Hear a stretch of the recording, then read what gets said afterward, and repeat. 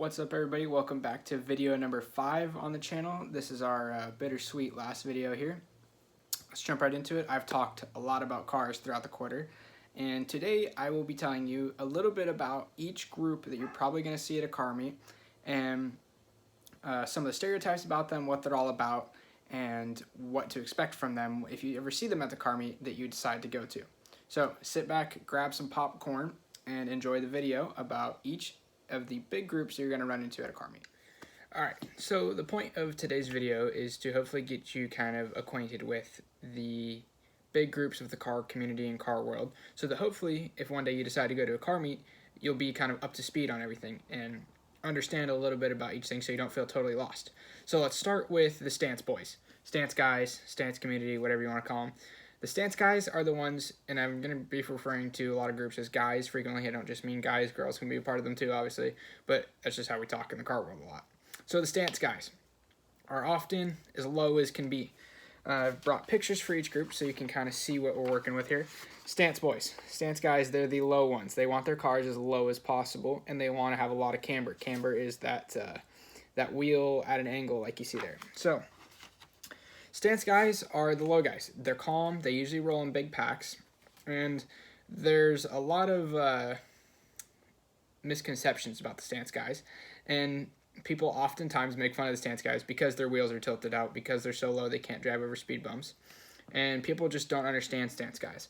According to a 2019 Fitment Industries video, stancing your car is one of those things that just makes you go, and that is very, very true. Stance cars are very unique. They're very different, and the stance people who drive the stance cars are also usually pretty unique, and they stand out at car meets and car shows because of their big personalities and their very different cars.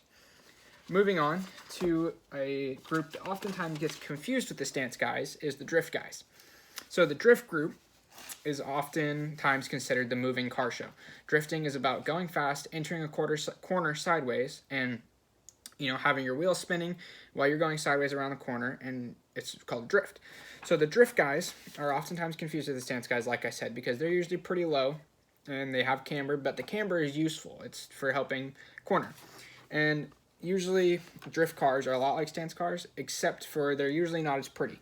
This is a pretty standard drift car here. And as you can see, it's pretty beat up. It's got lots of dents and dings, and the wheels are different colors. And that's pretty normal for a drift. But drifting is becoming very popular in the car world, and it's growing tremendously, especially in the last 10 years or so. It's gotten really big. According to a 2014 Formula Drift article, ticket sales went up over 50% from 2013 to 2014, and that trend has continued each year. The drift scene is getting bigger and bigger, and the so-called moving car show is becoming more of a popular thing. And people are really enjoying it. There's this thing called Formula Drift. It's, like I said, it's pretty much the major leagues for drift cars. It's been growing each year, and it is a very popular thing to see at car shows and car meets nowadays.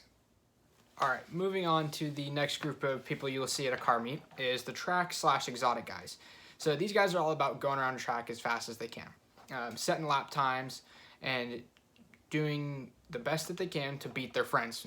So they're very competitive, and their cars are usually pretty stock looking, honestly. They usually have pretty big tires. They're not usually that low because they want to be able to go around these corners as fast as they can, which I said you have to be low, but there's a point where super low, like the stance guys, is not practical anymore. So they're practically low.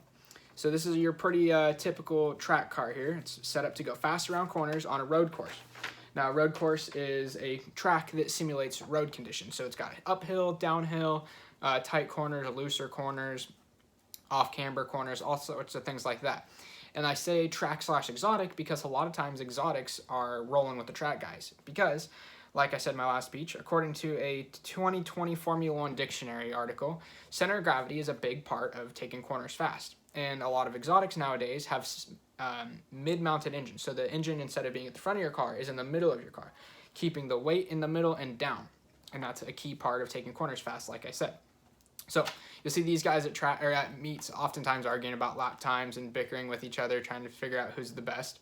And they're very similar to our next group of people, which is the drag guys. So drag guys are similar to track guys. They want to set the best times as possible, but they do it from point A to point B. They just go quarter mile, and that's it. There's no turning, there's no nothing. You start from a stop, and you go. So Drag guys are all about power to weight ratio, which is how much power you can make versus how light your car is. The more power and the lighter your car is, the better chance you have at setting a fast lap time, or a fast trap time is what you would call it in drag racing. This is your pretty typical drag car here. As you can see, no body, so it's light as can be, and those big turbos sticking out of where the hood would be are for extra power.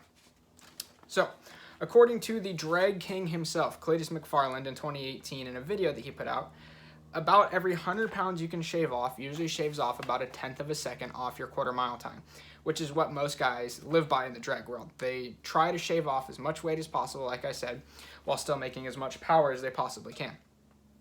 And every 100 pounds saves you about 1/10 of a second. And 1/10 of a second might not sound like a lot, but in the drag world, that's a pretty good amount of time.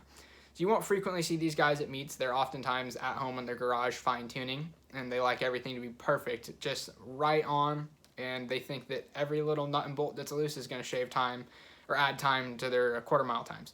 So it's pretty rare that you would see these guys at a meet, but in the off chance that you do, they're usually out being noisy and also arguing about lap times.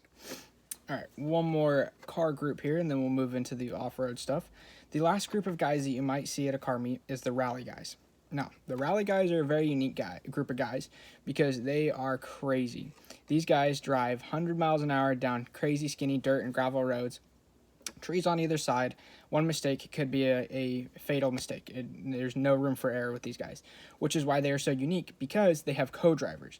Now, compared to drifting and track, like I've previously talked about in these last couple segments, these guys have co-drivers, which means that they have somebody that rides shotgun with them giving out calls. According to a 2016 Dirtfish Rally School article, co-drivers are the most important part of communication in rally driving, meaning that if without a co-driver, rally driving wouldn't be possible. So these guys will be in a car, something like this. This is your pretty typical rally car here. And they, like I said, they drive dirt roads very fast, and it's pretty rare to see them in a car meet because they are usually out rally racing. They don't really have time for meets. They go and rally race all the time, and that's about all they do. They don't really do anything else. If you're a rally driver, you're committed to it, you don't have time for meets. So wrapping things up with cars, we've talked about drift, stance, track, drag, and rally is the closest thing to off-road you get in the car world.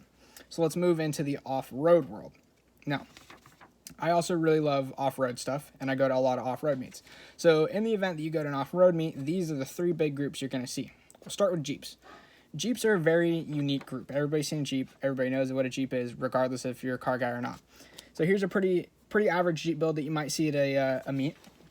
And Jeeps, like I said, are extremely popular. According to a 2018 CNBC article, Jeeps sell 30% more compared to other SUVs. And this is a continuing phase. Every year they sell on average about 30% more than your regular SUV.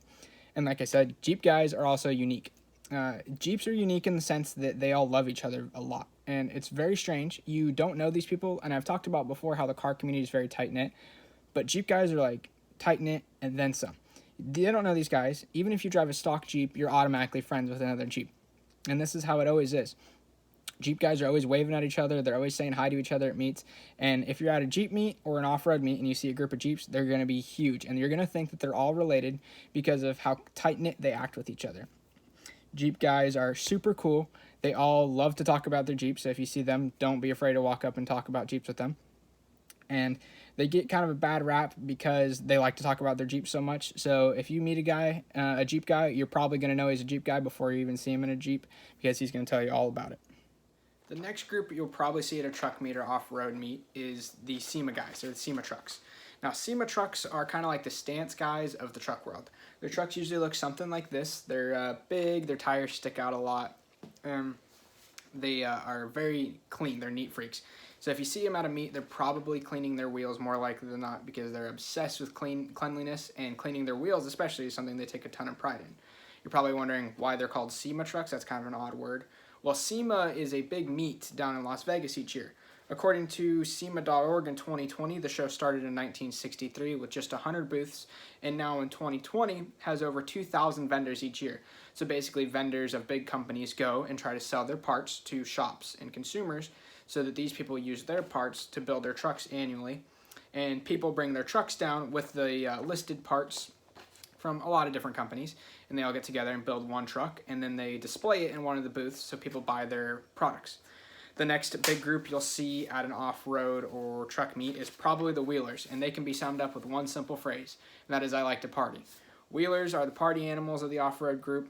Their trucks usually look something like this. They're pretty beat up on the outside, but they're very reliable. So typically it's a Toyota Tacoma, which is usually pretty common because they go deep in the woods and they want reliability. And they pick Tacomas because they're reliable.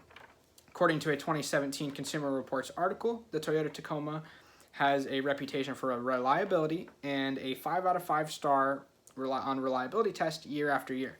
So these guys are the party animals, like I said. They love to have fun, they live in the moment, and they are crazy. You usually see them screaming, yelling, just having a great time, and driving the SEMA guys crazy because their trucks are always dirty and beat, whereas the SEMA guys like to be nice and clean and are very calm and quiet. We'll wrap things up one more time in the same spot that we started this video journey here together. I've talked a lot about cars throughout the quarter, and today I gave you kind of the general overview of each group that you'll see at a car meet. So hopefully if you decide to go to a car meet, you won't be so in the dark and so lost, and you'll kind of know what to expect and what to look for from each group. Thank you for a great quarter. I had a good time in this unique circumstances making videos for everybody, and hopefully you enjoyed some of them and you learned something, especially from this one. Thank you.